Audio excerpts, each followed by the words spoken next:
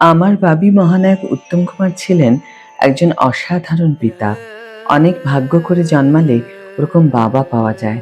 তিনি ছিলেন আমার ফ্রেন্ড, ফিলোসফার এবং guide. Hi everyone, welcome back to my channel Anjana Anjaniya. বন্ধুরা, তোমাদের সকলকে আমার চ্যানেলে স্বাগত জানাই। ভিডিওর ভূমিকা থেকেই তোমরা এতক্ষণে বুঝতে পেরে গেছো আমি কার সম্বন্ধে কথা বলছি এই ভিডিওতে এবং কার বয়ানে কথা বলছি। তবুও যার বয়ানে আমি কথা বলছি তার নামটা আমি শেষেই বলি। চলো মূল ভিডিওতে ফেরা যাক। আমার বাবার অকাল প্রয়াণ আমাকে মানসিকভাবে অনেকটাই ভেঙে দিয়েছিল। বড্ড তাড়াতাড়ি চলে গেলেন তিনি। বাবি যখন স্টুডিও থেকে শুটিং সেরে বাড়ি ফিরতেন তখন নিজের নায়কের আবরণটি গাড়িতে খুলে রেখে আসতেন। মহানায়ককে তখন আমরা অন্য রূপে পেতাম। বাবা কিন্তু পুরোপুরি ঘরোয়া একটা মানুষ ছিলেন। গল্প করতে, আড্ডা মারতে বাবা খুব ভালোবাসতেন এবং যে কোনো বিষয়ে বাবা ঘন্টার পর ঘন্টা অবলীলায় আলোচনা করতে পারতেন। আমি আমার বাবিকে বহুভাবে দেখেছি। বাবির সেন্স অফ হিউমার ছিল অসাধারণ। আমোদে মানুষ বলতে যা বোঝায় তাই ছিলেন আমার বাবা। যেদিন কোনো কাজ থাকতো না সেদিন তিনি বাড়িতেই রিল্যাক্স করতেন। কোনো রকম টেনশনকে ধারে কাছে আসতে দিতেন না। কোনো বর্ষা দুপুরে বাবা যদি বাড়ি ফিরে আসতেন তাহলে আমরা ধরেই নিতাম যে সেদিন সন্ধ্যায় বাবা মুড়ি ও তেলে ভাজা খেতে চাইবেন। তা আমরা জানতাম। বিকেল হলেই বাবা মাকে মুড়ি ও তেলে ভাজা আনতে বলতেন। আমাদের এখানে নিমতলার তেলে ভাজার খুবই সুনাম আছে। বর্ষার বিকেলে আনমনে বৃষ্টি দেখতে দেখতে বাবা তেলে ভাজা মুড়ি খেতে ভালোবাসতেন। মুড়ি তেলে ভাজার পর এক কাপ চা খেয়ে তবে চেয়ার থেকে উঠতেন। আজ লিখতে বসে পুরনো স্মৃতিগুলো মনের কোণে উঁকি মারছে। কোনটা ছেড়ে যে কোনটা লিখবো বুঝেই উঠতে পারছি না। আমার বাবা মানুষটি পরিষ্কার পরিচ্ছন্নতা পছন্দ করতেন। ঘর বাড়ি পরিষ্কার পরিচ্ছন্ন না থাকলে তিনি খুব বিরক্ত হতেন। আমি আমার বাবিকে কখনো অপরিষ্কার জামা কাপড় পরতে দেখিনি। আমি আমার বাবাকে যেমন বাবি বলে ডাকতাম ঠিক সেরকমই উনিও আমাকে বাবি বলে ডাকতেন। এই সম্বোধন আমাদের দুজনের কাছেই স্বাভাবিক ছিল। যখন তিনি আমাকে বাবি বলে ডাকতেন তখন বুঝতে পারতাম বাবির মেজাজ ভালোই আছে। আর উনি যখন ছোট কুমার বলে ডাকতেন তখন তো আনন্দে আমি লাফিয়ে উঠতাম, কারণ তখন যদি আকাশের চাঁদও আমি চাইতাম বোধহয় তিনি সেটাও আমাকে পেড়ে এনে দিতেন। কিন্তু গৌতম বলে যখন হুঙ্কার দিয়ে ডাকতেন বুঝতে পারতাম কপালে দুঃখ আছে। আমি একবার বাবির হাতে চড়ও খেয়েছিলাম, তাও আবার বাঁ হাতে। বাবির ডান হাতে ভীষণ জোর ছিল। আমার তখন 14-15 বছর বয়স। বাবি শুটিংয়ে যাওয়ার সময় আমাকে ডেকে বললেন, একটা হামি দাও। আমার বাবি এরকম একটি সুন্দর মানুষ ছিলেন। তার মনটা ছিল আকাশের মতো বড় ও নির্মল। বাবি আমাদের বলতেন রোজ সন্ধ্যায় ছাদে গিয়ে দাঁড়াবে, আকাশের দিকে তাকিয়ে বলবে, তুমি কত বিশাল। আমার যখন জ্ঞান হয়েছে, মানে মোটামুটি সবকিছু বুঝতে পারি, তখন বাবি খ্যাতির মধ্য গগনে। লক্ষ্মী পুজোর সময় বাড়িতে এক ফোঁটাও জায়গা থাকতো না। সবাই মহানায়ককে চাক্ষুষ একবার দেখতে চাইতেন। ওই দিন বাবি আর মা উপোস করতেন। পুলিশ ও পাড়ার ছেলেরা মিলে ভিড় সামলাতেন। আমার কিন্তু ব্যাপারটা মোটেই ভালো লাগতো না, কারণ পুজোটা আমাদের নিজেদের, কিন্তু সেটা আর নিজেদের মধ্যে সীমাবদ্ধ থাকতো না, বারোয়ারি পুজো হয়ে যেত। কিন্তু কিছু বলা যেত না। আমি যখন বাবির সাথে প্রথম বেড়াতে যাই তখন আমি বেশ ছোট, পুরীতে গিয়েছিলাম। বাবি পুরীতে ব্লু ভিউ হোটেলে আমাদের নিয়ে উঠেছিলেন। সেখানে দারুণ মজা হয়েছিল।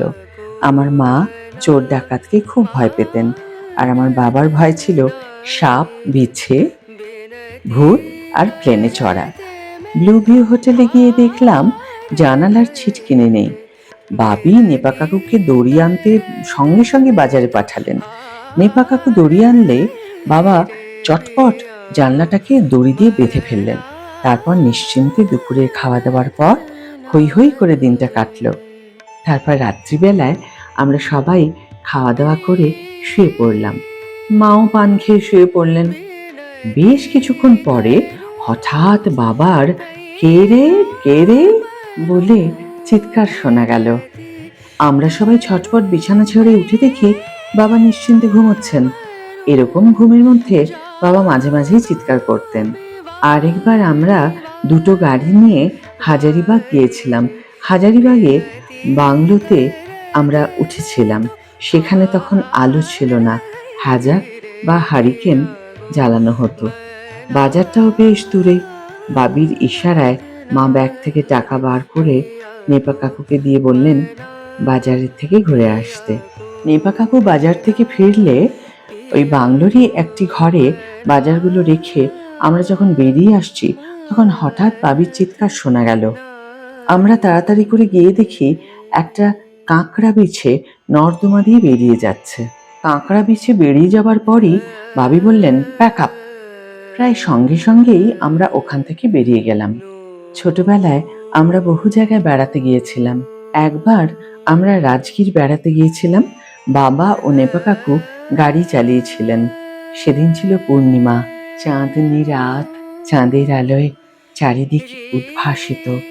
বাবির গাড়ির হেডলাইট অফ করে দেওয়া হয়েছিল এবং বাবি সে অবস্থায় গাড়ি চালিয়েছিলেন।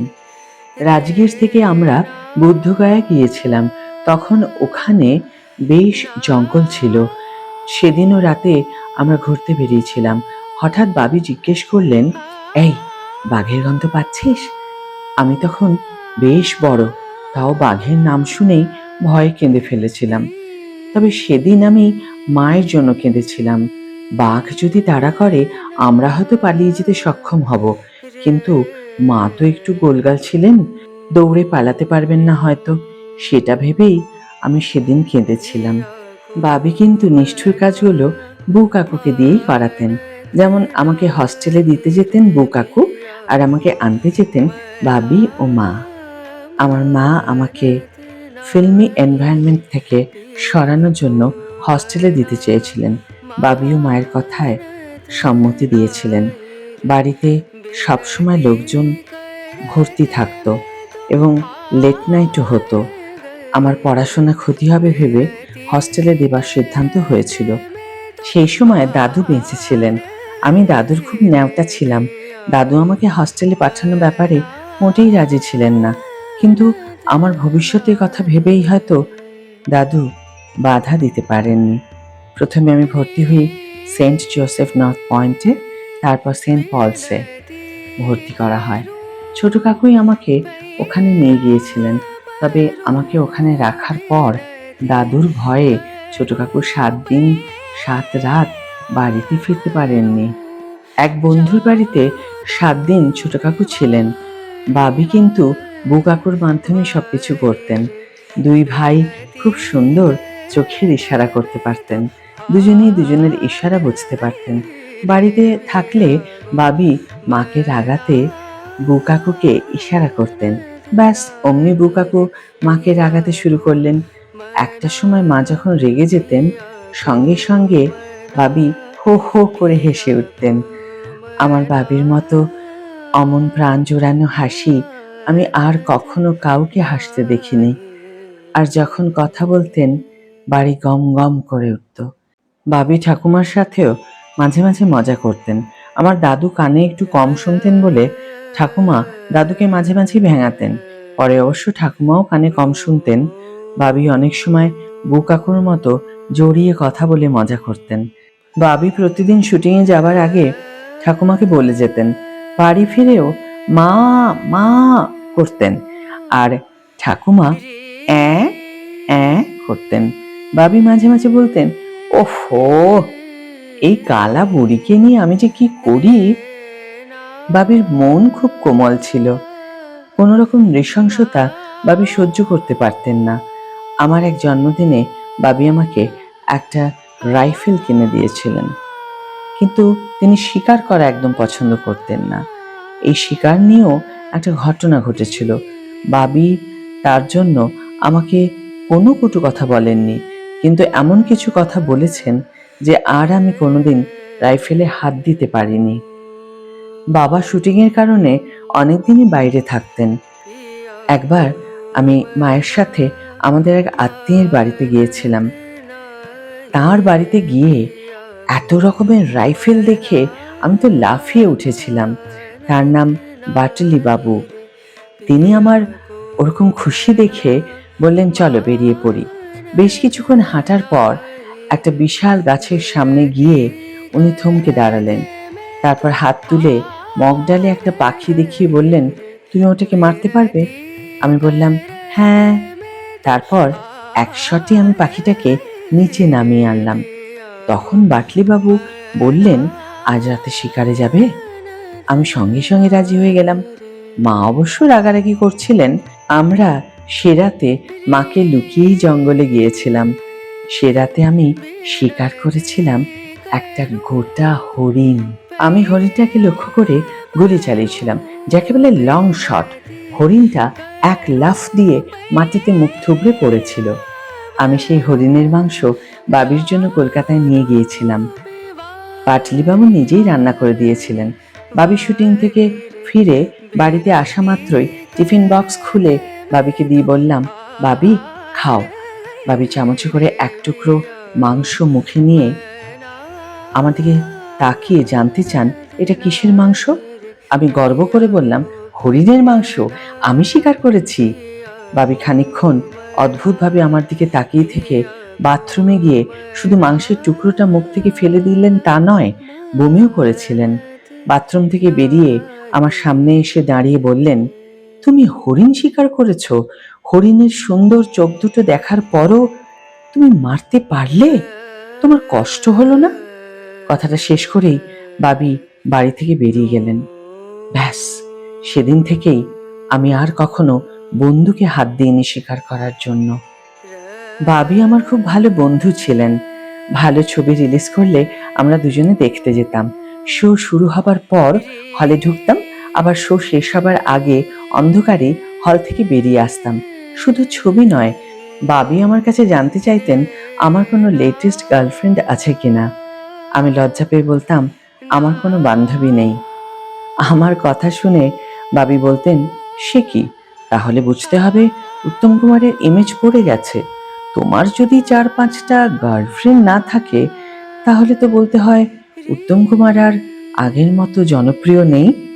এমনকি বান্ধবীদের কোন হোটেল কোন রেস্টুরেন্টে খাওয়ানো উচিত তাও বাবি বলে দিতেন। আমার বাবি সুগন্ধি লাগাতে খুব পছন্দ করতেন, পারফিউম ইউজ করতেন। মায়ের কাছে শুনেছি উনি যখন উত্তম কুমার হননি তখনও বাইরে বেরোনোর আগে গায়ে আতর মেখে বেরোতেন। মায়ের জন্মদিন বা বিবাহবার্ষিকীতে বাবি মাকে বেনারসি শাড়ি ও সোনার গয়না উপহার দিতেন। বেনারসি শাড়ি কেন দেন জানতে চাইলে বাবি বলতেন, তোমার মাকে বেনারসিতেই খুব ভালো মানায়। একবার বাবি মায়ের বিবাহবার্ষিকীতে 3টে শাড়ি কাউকে দিয়ে পাঠিয়েছিলেন। বাবা বাড়ি ফিরতেই মা বললেন, শাড়ি কেন শুধু, গয়না কোথায়? বাবি হাসতে হাসতে পকেট থেকে একটা সোনার চেন বার করে বললেন, আচ্ছা, আমি যদি তোমাকে শিলনোড়া পরতে বলি তুমি তাও পরবে? তখন মা হেসে উত্তর দিলেন, শিলনোড়া যদি সোনার হয় নিশ্চয় পরব। এমন মজাতেই আমাদের দিন কাটতো। আমাদের বাড়িতে জমাদারি কাজ করতেন বদ্রি। বদ্রিও বাবিকে প্রণাম করলে বাবি ওর মুখে মাথায় আবির দেবার পর মায়ের দিকে তাকালে মা 100 টাকা দিয়ে বদ্রিকে বলতেন, বদ্রি এই নাও। সঙ্গে সঙ্গে বাবা বলতেন, যাও, মদ গেল গিয়ে যাও, এরপর তো আর 3 দিন আসবে না। দোলের দিনে বাবিকে আমরা অন্য রূপে পেতাম। কত লোক আমাদের বাড়িতে আসতেন, গান বাজনা হতো, বাবি নিজেও গান করতেন। একবার দোলের দিন বদ্রি বেশ খানিকটা মদ খেয়ে বাবিকে প্রণাম করতে আসে। কিছুতেই বাবির পা খুঁজে পায় না।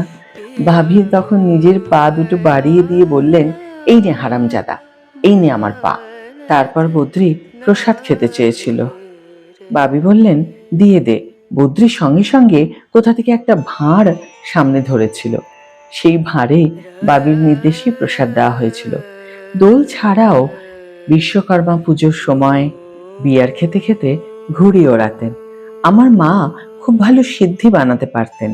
লক্ষ্মী পুজো, বিজয়ের পর এবং বিজয়া দশমীর দিন যেই আমাদের বাড়িতে আসতেন তাকে বিজয়ের প্রণাম সারার পর সিদ্ধি না খেয়ে কিছুতেই যেতে দেওয়া হতো না।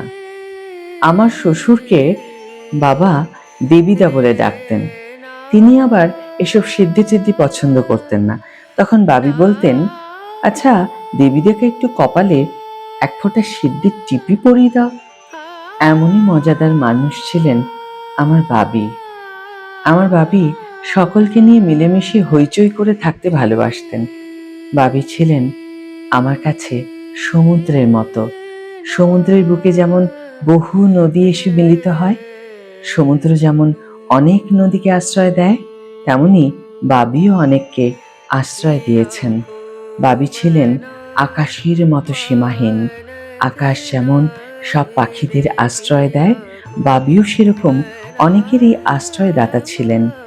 বাবি নিজে অনেক কষ্ট করেছেন, আঘাতও সয়েছেন, কিন্তু কখনো কাউকে আঘাত দিতে পারতেন না। মহানায়কের প্রয়াণের পর তার ছেলে গৌতম এই কথাগুলো বলেছিলেন। তার কথা যতই বলা যায় শেষ আর হয় না, কিন্তু শেষ তো করতে হবে। তাই মহানায়ক উত্তম কুমারের প্রতি শ্রদ্ধা জানিয়ে ভিডিওটি এখানেই শেষ করছি।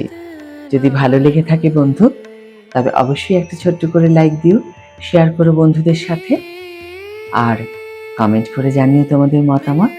আর যারা এখন আমার চ্যানেলটিকে সাবস্ক্রাইব করোনি, তারা অবশ্যই চ্যানেলটিকে সাবস্ক্রাইব করে আমার পাশে থেকো।